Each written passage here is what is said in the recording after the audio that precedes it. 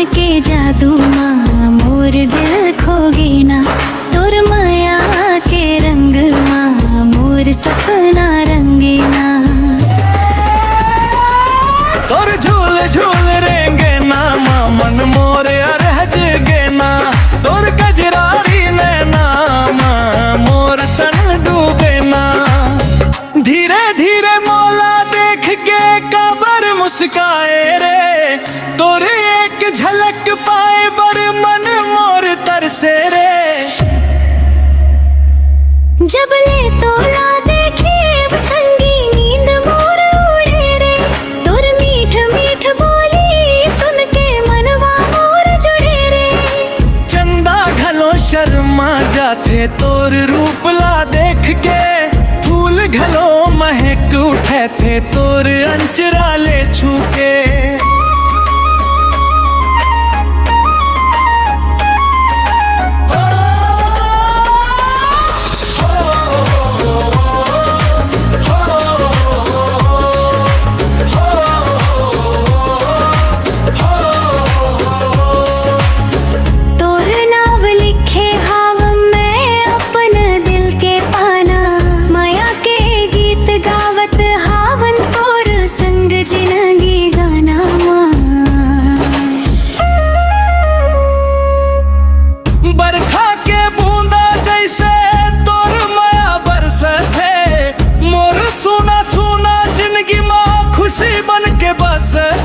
सांझ बिहान तोर सपना अखियां माँ समाए रे, तोर संग जी मरे वसंगी मनवाए गाए रे।